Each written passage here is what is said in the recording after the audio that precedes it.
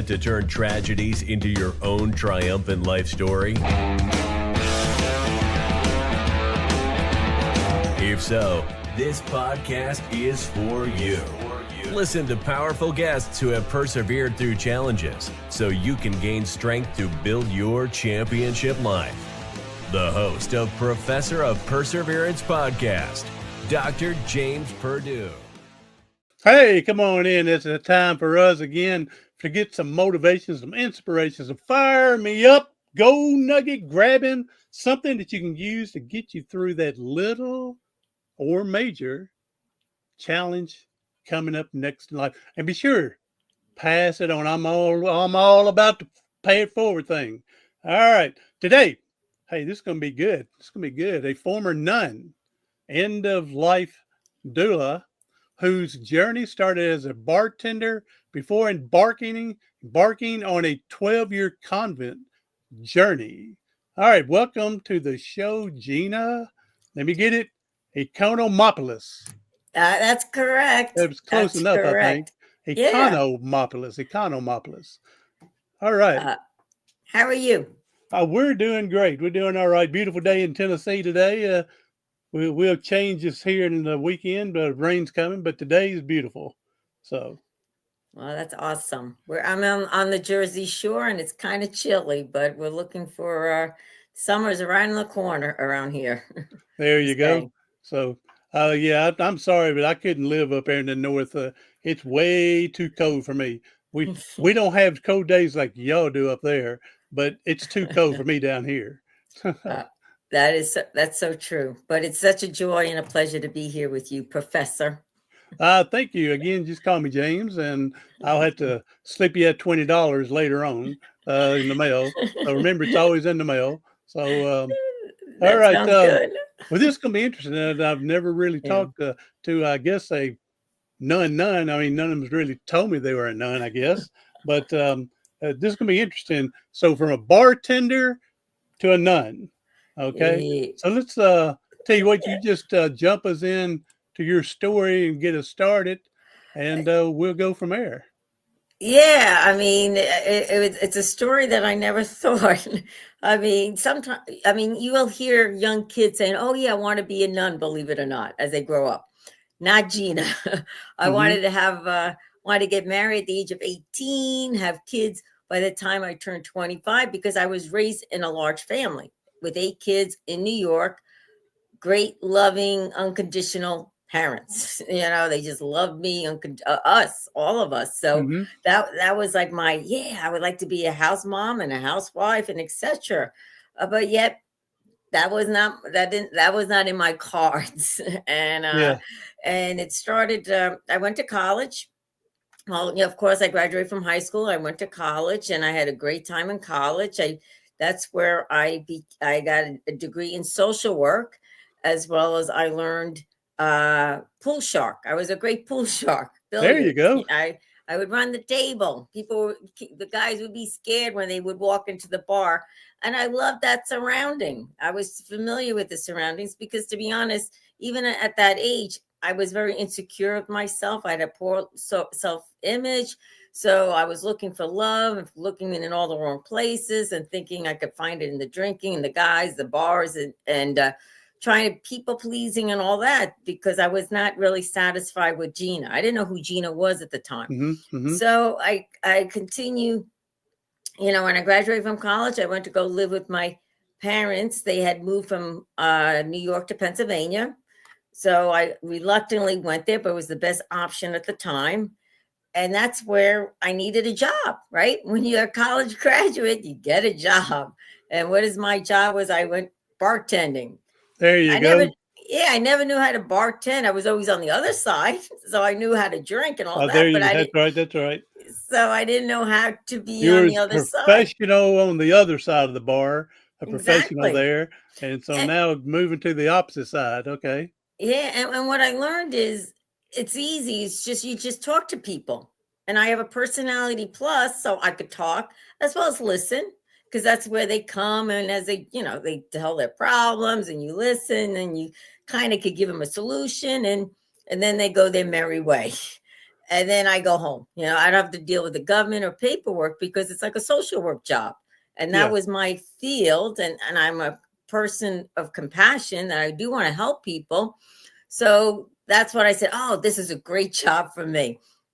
And as I was bartending, which I loved, I was familiar with the environment, comfortable in the environment, but then yet I knew I needed to get a real job or something Hmm. real.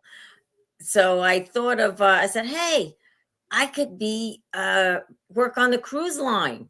That's a kind of like a real There you job. go. Fun, fun, fun. Yeah. Yeah, Real job. Julie McCoy, Isaac, whatever you want that's to right. call That's it. Yeah. right. Good. And, You dating your uh, time. You're dating your time now. yeah, Back I in the know I 70s am. with the Love Boat theme going on. I know exactly. And so so here I got all the applications. I'm like, this is what I want to do. This is what I could do in the hospitality field. And during that time, my mom was diagnosed with cancer. Mm. She was diagnosed with bone cancer. They gave her 4 to 6 months to live. It happened to be like the day after my younger brother went off to college. My mom, to kind of back up, my mom had my younger brother when she was 49. So she's in her 60s. She's diagnosed with cancer. I'm in my 20s, bartending, and I'm home with my dad. So I didn't think twice of staying. You know, I wasn't like, okay, I'm going to still go to the cruise lines. No, I stayed home and I took care of my mom with my dad as I became a caregiver, which I never knew. Yeah, I never knew Hmm. what was going to come ahead. And and during that time, I was praying. I was raised Catholic. I did not leave the church, but I didn't go to church I because, got you. college life, everything. I didn't really need God, or I mean, God was there, but yet when something like this happens in one's life, I turned to God. I prayed. I said, okay, if I pray the Our Father, Hail Mary, whatever it may do, I did all that, but yet my mom died like 5 months later, of January of 1992. So I'm in my 20s, and when she died, that's where I totally lost myself. I totally lost what was the meaning of life? What's the purpose of life? I don't understand. Why did mom die? Where is she? And at her wake and funeral, everyone said that she's with God. And so I was always on the quest. Like I'm always searching for something. Hmm. And this searching was like, what is the meaning of life? What is the purpose of life? Who is God? So I went back to into the church and I was like, God, they say you're here. I don't want to talk to you. I want to talk to my mom because they say she's with you. Hmm. So that was in the beginning of my spiritual journey, and through a lot of tears and pain and mourning and grief, however you want to call it. One day I had like the enlightenment. Wow, there is a God, there is a Jesus, there is a resurrection. And it brought me back to my Catholic roots, receiving the sacraments. And in that, so I went from one extreme, being like a bartender and drinking and all that, and then I went to the other extreme, like, oh my God, I want to be a follower of Christ, be a follower of Jesus. Came back to the church, like I said, and what do? I joined the convent. There I you go. Yeah, why not? Doesn't everybody do that? Yeah, yeah, it happens on a daily basis. I'm sure, maybe not by the millions, but I'm sure it happens every now and again with that. A couple of things here that's thrown me real here to talk about. Um, Unconventional love, you said, mom and dad provided that unconventional love, always there for you and everything. It's a sad thing that, and I was watching a show. I showed you my first picture, my first book. The dog on there was my service dog, and how I got him. And so Ricardo, I had to put him down last year, but Mhm. Ricardo. But I was watching a documentary, and they let these prisoners help with raising the dogs that'd be sent to uh, other organizations to help be trained for people like me. Okay, and so they did a documentary, and these only certain guys get to use it. One just built up trust, built up merit, that they've done the right thing, and gives them something to do. So I'm guessing I'm still on. I hear you. I don't see me, but I'm Yeah. see I'm on. I hear I'm on. Yes, I hear Uh, you're on. okay. All right. We'll move on. So I don't see my picture there, but okay. Um, but when it's time for that dog to leave to go to the organization, the inmate, one of them was just bawling. He was bawling, leaving that dog taken away. And his comment was, they talking to him, he said that dog gave him that unconditional love that he Yeah. didn't receive from his parents, growing Wow. up. And that's why he's locked up in jail, because not knowing the right way of doing things at a younger age.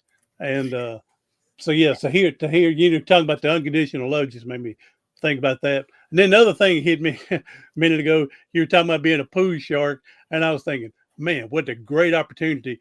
Go into a bar wearing your nun uniform and playing pool, and then they're going, "Hey, I'm gonna take $20 from this nun," and then you run the table on them. I was thinking, Yes, and I had shot pool with my habit on. I went a couple of times, not all the time, but a couple of times, and that was sort of like my people. That's how people know me, because I was a very well known nun, a Franciscan nun, and my title was like bartender, pool shark, then nun, and everyone's like, "Oh my God, how did that be?" And so I was asked to do a lot of speaking engagements, reaching out to other young kids, old kids. It didn't matter, just to share the love of God, because at the time I had, I the love of God was within me because I joined the convent. I joined the sisters. I thought that was my vocation. And but then little behold, 12 years old, yeah, 12 years later, excuse me, but 12 years later, I left. I got pushed out, I got kicked out, whatever you want to call it. hmm But I had yes, I experienced a lot of joy during my convent years, where we would work with the poor and do evangelization. So I love that. That's the passion of my heart, is helping someone else. So we did. I connected with the youth, with gang members, with I was with the dying, the death, you name it, I was there, and I loved it.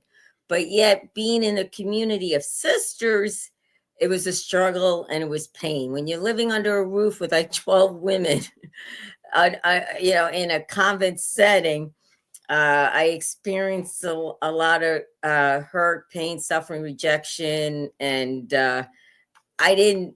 It was really a shock to me, because we're in a religious life and everyone loves yeah, everyone. yeah. But yet, by the time I left, and by the time I left, I felt like they loved me the way they love pizza. That and It was all surface love, I felt, Yeah. and Wow, and it makes me think that, like you said, we thought that they give you that unconditional love, you would yeah, think. So yeah, are you saying that, I mean, again, 12 women, and they're still going to have their little sinful things going on, even though they're practicing here. But I guess they would still have that jealousy, judgmental. yeah. I mean, shouldn't, well, none of us should have it. But again, we're full of that Mm. sinness, and it overtakes us sometimes. Yeah. Like in hindsight, James, I noticed that yes, we clashed. It was, I believe it was jealousy, but of course, I mean, I'm not here to tell them what they think. You know what I'm saying? Yeah. But this is Yeah. my experience, and I don't mind sharing it, because I did write my book, "Shake the Dust Off Your Feet and Walk," and it Oh, has a lot more details about my time in the convent, my experience. Yes, shake the dust. That's there it. it is. You can find it on Amazon. But in that, so I'm not ashamed, or I'm not hiding anything to say, or anything Well, yeah, really about you're not speaking on their behalf. You're speaking on no, your just my experience. Yeah. experience. And And so, yeah. yeah, so and in the last 2 years of my religious life, it was hardship. It was like really, I was isolated. I was sent away, and then finally I was sent away to renew myself, to look at myself, and I did. I changed my mind, and then I went away on my own to change my heart. And I come back and I'm like, I'm a new person. And but they didn't receive me. They didn't embrace it. So the best time, the best thing for me was to leave, but I felt like they just kicked me out. I felt like I did everything I could. I was pushed against the wall, and when you're done, you're done. Okay, I give up. But yet that day I was very, when they said to me, sister, you don't belong here anymore after 12 years of putting blood, sweat, and tears, and everybody loved Sister Regina. I was like, what? I couldn't understand it. But yet it was the best thing. It would, honestly, back then, I didn't know what it was. I was confused. I was hurt. My heart was broken. I didn't know what to do. Now I'm in my 40s, coming out into the world in the year like around 2008. I didn't know nothing because I lived a very austere life, James. I slept on the floor, wore a habit, very traditional, community. Yeah. And so here I was like, okay, now do I go back into the world? Because I wasn't really living in the world. So instead, during that time, God provided a place for me where I went to go live with men and women with disabilities here in Jersey.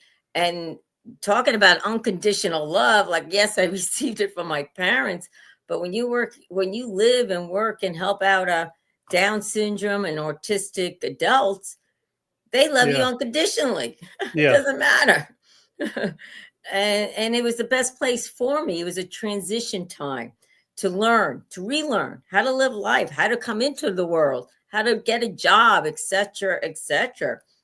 Because I was clueless. I didn't know how to relate to men. I didn't know how to get a cell phone. I didn't know how to use a computer or TV or any of like that. And so I relearned, which I did. And that was a great 2 years of my life. And at the end of those 2 years, I was like, okay, I want to do what Gina wants to do. And Gina loves the beach. I was raised on Long Island. We were surrounded by water, loved the beach. And Gina was tired of serving. Gina was tired of hands-on with people, helping them. So that's when I decided to come to the Jersey Shore, where I am presently today. And I got myself an apartment, which I never did. I mean, now, like I said, maybe mid-40s. It's like, oh, how do you rent an apartment? A winter rental. Yeah. And I always say that when I got this winter rental, I thank God that it had furniture, because I wouldn't even know how to shop for furniture or what I would like. Yeah. And so it was so new. And so I did. I came to Belmar, New Jersey, got a winter rental, and I love the beach, is where heaven and earth meets in my eyes, and find peace, serenity. And then I had to get a job. I don't want to say a real job, but I had to get a job. And so I went back to bartending, because that's the only thing I knew how to do. Bartend sister. There you go. And then at this point, religious life was not in my cards. I'm like, I do not want to join another religious order. I felt like if I got hurt by one, why do I want to put myself in another? That's understandable. Yeah. So, and then I also said, well, I fulfilled one vocation in life, because I really wanted to get married. So I went in that, I decided, so I went bartending, not to say I was going to look for a guy, but I was going to live Gina, because up until then, I felt like I was living everybody else's life. Yeah. What they wanted me. And I just kept persevering, just kept going forward. And even through all the pain and the suffering, just, okay, pick up again. Let's breathe. Let's go forward. And in my mind, I said, okay, God, you have a plan. You have a plan. Because up until this point, my faith was still with God. I was still going to the Catholic Church, going to mass, doing my rituals, whatever, and trusting that God has a plan. And so as I'm bartending, a guy named Danny comes into the bar, and we started dating. He was the first guy. I didn't leave the convent for him, but he was the first guy that I dated, and that we just liked each other. Yeah. And at first I did not tell him I was a nun, because I learned that. I can see that. Yeah. Because then they're knowing what should I say, should I not say. Hey, Danny, did he open up when he was drinking? Did he open up with a joke? He goes, "Hey, Gina, this nun went into a bar," and you go, "Really?" No, that's fun. No, not at all. But yet, it was maybe a few weeks, and then I told him I was a nun, and it Yeah, didn't scare him. He said, okay. He knew something I was holding back. And so yeah. I was like, yeah, I was a Catholic nun for 12 years, blah, blah, blah, blah, blah. And he said, okay, where do you want to go for dinner? I'm like, There really? you go. So, but then a couple of weeks after that, I realized that he was an alcoholic. He was a drinker. Yeah, And I was like, okay, now stop drinking. Because up until that point, I was not familiar with alcoholism. I was familiar with alcohol, but not the yeah. disease of alcoholism. Mm-hmm. And he had been sober a couple times when I wasn't in the picture. And now he's drinking. We find each other. And I said, oh, please stop drinking. And he did. He tried. He went back into the rooms of AA. He went to different Yeah. rehabs to find that sobriety.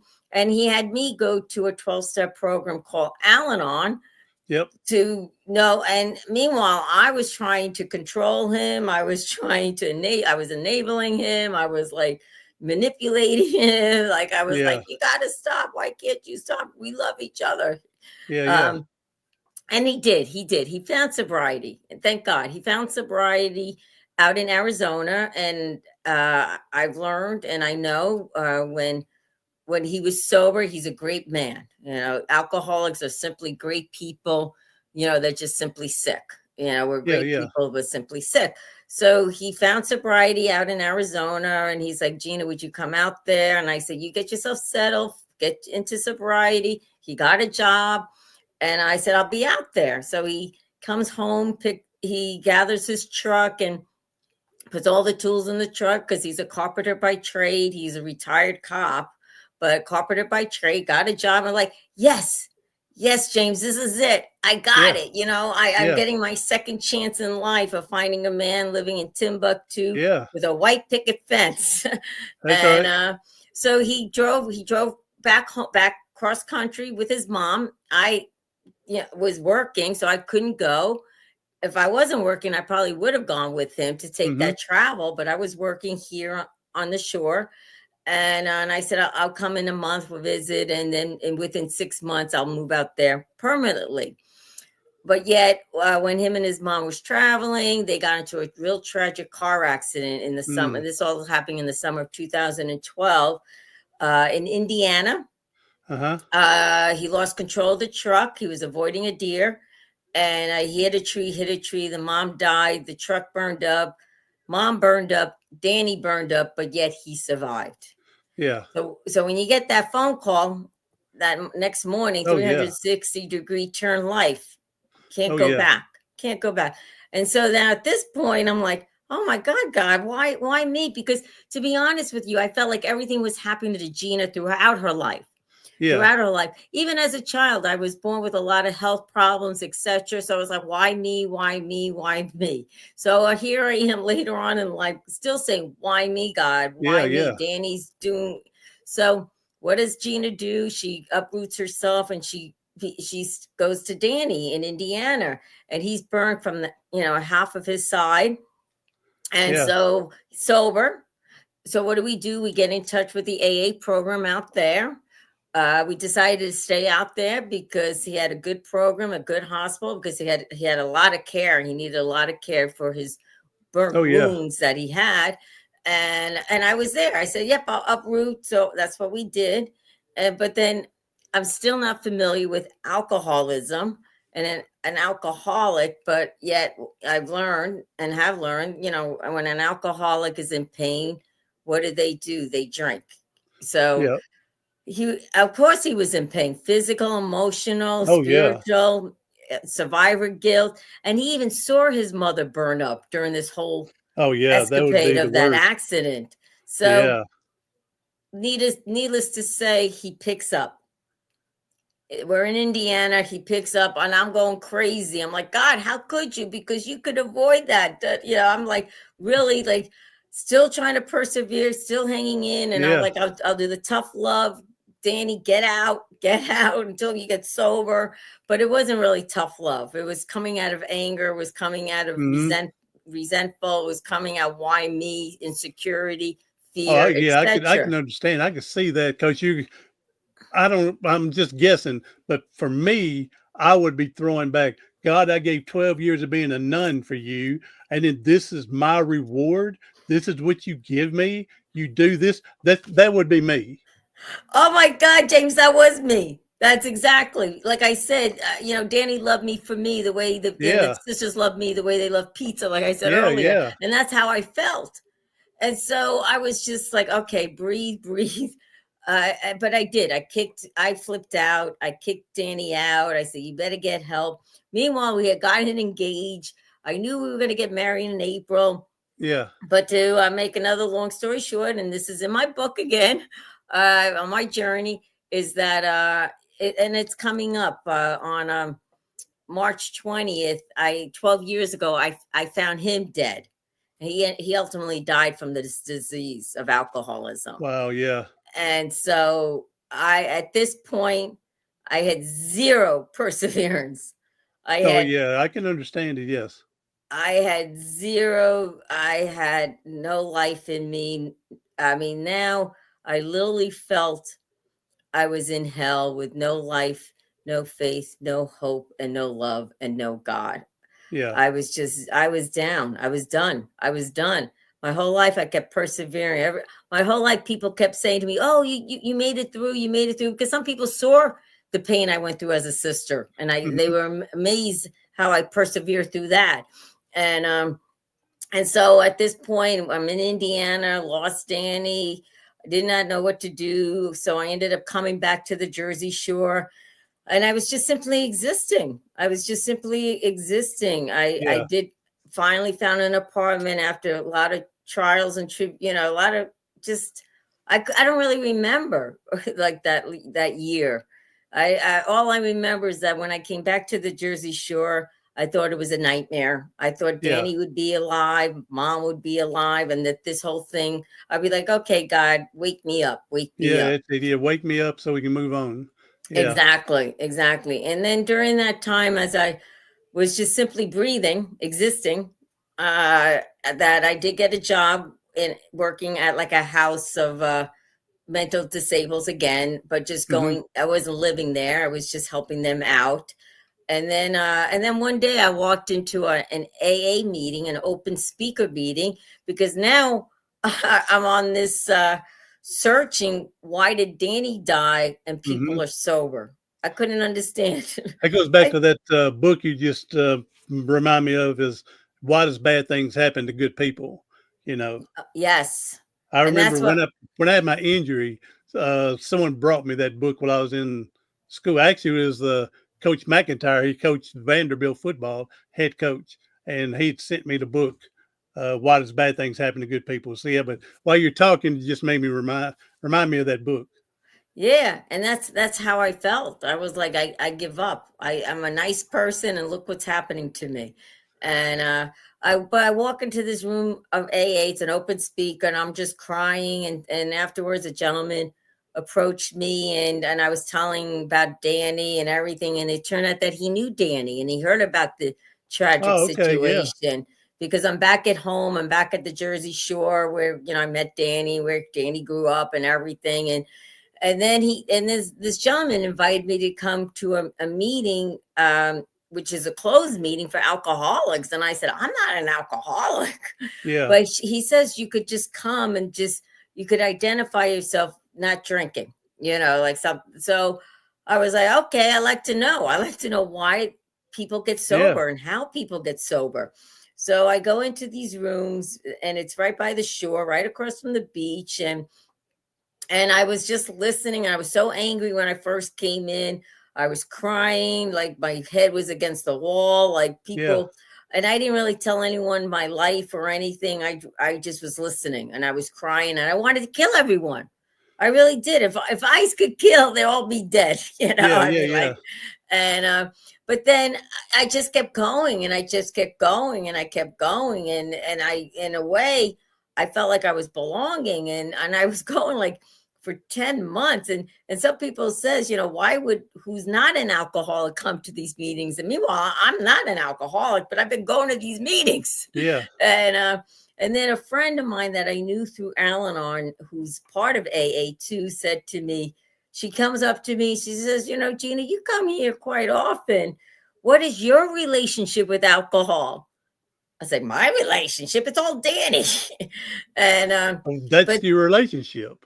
yes. It's, But I mean, then it's Danny's alcohol, his alcoholism, but you're still in. See, a lot of these people, they don't, not that, I don't know if they don't understand or they're just so consumed into this addiction, but they don't yeah, think about the people that are hurting around them.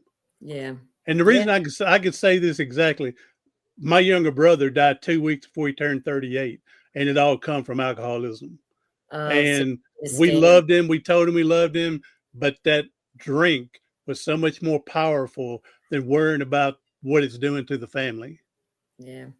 Exactly. I mean, and that's so when she had said that to me, I did look at my personal relationship with alcohol. And then in hindsight, I'm like, wow, I really ran away. Or wow, Yeah. I was Hmm. a good faker. Or wow, I did sneak that drink in the convent. Wow, like Uh huh. all I wanted to do was drink. Why did I want to drink? Was to numb my feelings. What was Hmm. those feelings of my insecurity? What was those Hmm. my feelings is the low self-esteem? What are those feelings? What is that? Drink makes me popular, makes me center of attention, and Yeah. yeah, this is what I want to live every day like this. So I was looking, and I noticed at the age of 8 was my first drink, and I liked it, and because it took me away. It took me away. And um and so then on April 2nd, 2015, my hand was raised in a meeting, and I said, my name is Gina, and I'm an alcoholic. And I was like, James, I was like, who said that? Who Yeah. said that? And I realized, it was God. God did for me what I could not do for myself. And I Hmm. realized at that moment, and I do share this, and I share this in my book that you had showed, was that my whole being, from my head to the toes to everything, all the pain and hurt, rejection, insecurities, you name, like I was sharing, everything I was running away from opened up, and I felt like my whole body, mind, and soul was one big open wound. Like if you Hmm. throw salt in it, it was like more painful, more painful. And then I heard a voice saying to me, what do you want to do with this? Do you want to go drink it, like go hide in that kind of way? Or do you want to go on your pity couch? Because I became a victim, and I started loving becoming that victim. Or do you want to, find health, get being in a better place? Do you want to find that peace and joy within? Yeah. So of course it wasn't like, yeah, like that. So I did what the program has suggested for me to do. I got a sponsor, stayed, stick and stayed, worked it out. I was really confused still because this really blindsided me. I'm not, how can I be an alcoholic? My name is Gina Economopoulos. I'm a Yeah. sister. I was a sister. How could this be? And but sure enough, I have learned that we all have a different path. Like I was comparing myself, like, oh, I'm not as bad as that. I'm not bad as Danny. I wasn't as bad as Yeah. Yeah. Danny. Yeah. But yet I learned to identify. And what's the identification for all of us alcoholics? Those is pain. And what do we do with that pain? We run away. We can't, we have nothing, we can't control it. And what do we do with that drink? We can't have one. And it does. And then I'm sorry to hear about your brother, because it is such an ugly, baffling, insidious disease that but it doesn't mean that there's so much love behind the alcoholic. And it Yeah. just, and I look at with Danny's story, granted he did die as an alcoholic, and that's like a stigma, in this country, because people says, oh, he couldn't do it, he couldn't no, that was God's story for him. I don't know why. I don't know what was in his heart. I don't know what the pain he was carrying. Yeah, Yeah. and so his story was that his story became my story, and my story became in the rooms, but my story is that I am an alcoholic. And I know, to this day with Danny's, I had to learn to accept it, and I mourn through it, come to peace with it. But I realized, like I said, all those people who do die from this disease, they're great people. They did not die in vain. They did not die in vain. Yeah. I totally believe, like I said, Danny died March 20th, 2013. To this day, I'm still waiting to find someone in recovery. Doesn't matter what kind of recovery, but in recovery, to say, hey, my recovery date is March 20th, 2013. And I'm going to go up to that person and I'm going to say, well, just know that my Danny died that day from this disease. So don't take your disease for granted. There you go. It's right. Don't take life for granted. Take it as a gift. It's a total, because it truly is. It's a gift. It's a mystery. It's God's love. And it's God's love for all of us, no matter if we make it, we don't make it. We don't know. We each have a story. And that's my story. And as you've been showing, that is my book. Shake the Dust Off Your Feet and Walk. On front cover, that is me sitting on Danny's bench, because on that bench, I have it in honor of Danny. There's a line that says, love you. I love you and miss you, my Danny boy. And then underneath, I wrote sober and free. And that's his extended help to other people who are struggling with this addiction, that may be walking on the boardwalk, walking by that bench, looking at that bench and say, wow, this disease is for real. Wow. I need to go to a meeting or whatever it may be, that, oh, wow, an alcoholic can be loved. So I do. So that is everything I've been sharing, from the woes to the joys of my life. You could find that in my book, with a lot more to it. So there you go. And that book is Shake the Dust Off Your Feet and Walk.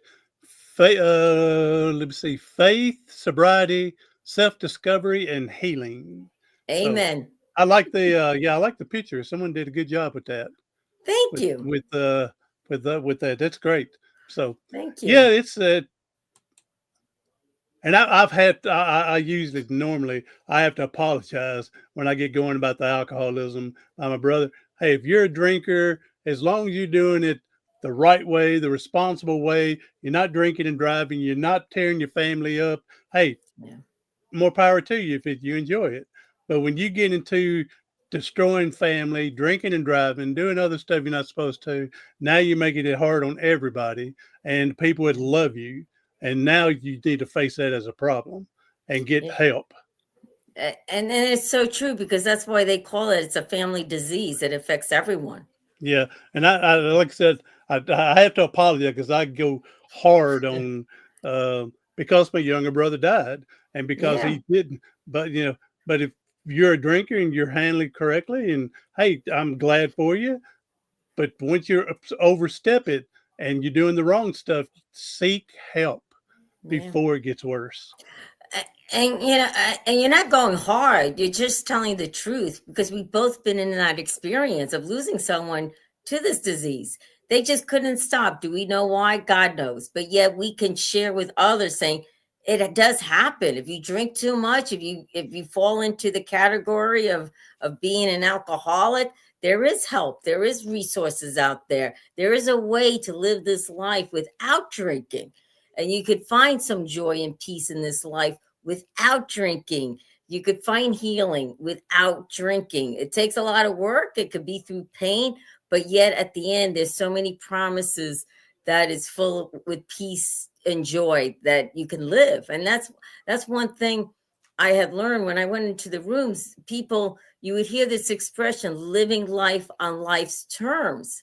I'm like, oh my God. I said, life goes on with me and without me. And that's what I wanted to do, is how can I live this life on life's terms, whether it's like grief or tragedy, whatever it was, but in a more healthy way, a healthy solution. Yes, I could be upset. Yes, I could cry. Yes, I could be angry. I'm not discounting that, because we are human, but in a healthy way, not going to a drink or not running away from it. Learning about it. So I mean, and that's what I was like, oh, because by the time I got in the rooms of AA, my heart, body, I was in a jail. I was within my own jail cell. Oh, yes, yes. And there was no freedom. No freedom. And today I could say I have freedom. Today I could say I'm still on my journey of sobriety, of healing, of faith, you name it, living in the light to my best ability, living this life on life's terms to my best ability, without running to a drink, without escaping, without running away, without putting a false identity to myself. I could be me.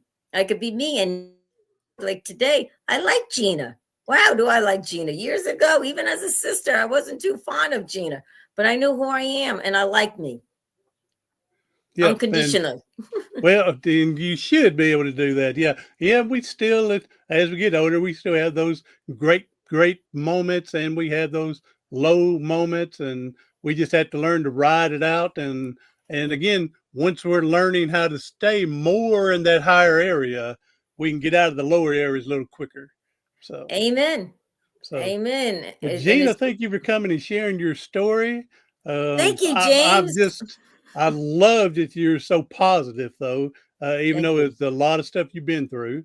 But you're positive. You've got a beautiful smile, and you need to keep working and helping other people for them to be able to get through their situations. Always. And I have to say, I wasn't always positive. So, I mean, now today I could say I am. I love my life. I live with my boyfriend. I'm just, it's a joy. It's a joy to be sober, but it's joy I could participate in my life today. That's right. So I'm excited. All right, Gina, hey, thank you. And tell everybody how to get a hold of you, your social media, your website. Again, you said Amazon for your book. Amazon for my book, and my website is ginaecon.com. You can see blogging and other podcasts, and my book is there too, and more information about me. And you can also contact me if anyone is struggling or has a question or just wants a prayer. Say, hey, can you pray for me? Don't need to know. And I'm there to pray for anyone who wants to contact me. I am free and available. And yes, I'm on Facebook, Gina Economopoulos, as well as Instagram. The same thing, Gina Economopoulos. And I will put links in the show notes to help people find you. So I appreciate that. Thank you. I tell you what, you've gave me a new perspective today, on moving forward again. We all go through something, and we're going to all go through something when we get out of that other something. It's always going to come around. But to take it and to move on and still be positive. And again, the biggest thing what you're doing here, again, this one reason I do this podcast is to pay it forward, pushing your message out for someone else to learn something from, and they can use that to help someone else pay it forward as well. So, amen. Love it. Right. Thanks, James. Preach it there, James. Preach it, Professor. Preach it. All right. Yeah, Professor. All right, then. So, all right, Gina, we know there's people hurting and struggling today. If you can leave us with a positive message to help them get through today, that'll be a blessing. Do not lose hope. Do not be discouraged. Know that you are loved. And if nobody told you that they love you today, I do. Amen, sister. Now you're preaching it. There you go. Now we're moving it on. Let's go. Let's preach. All right.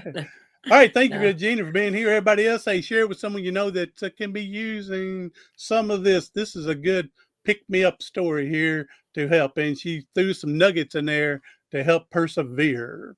Hey, I'm Dr. James Purdue, the professor of perseverance.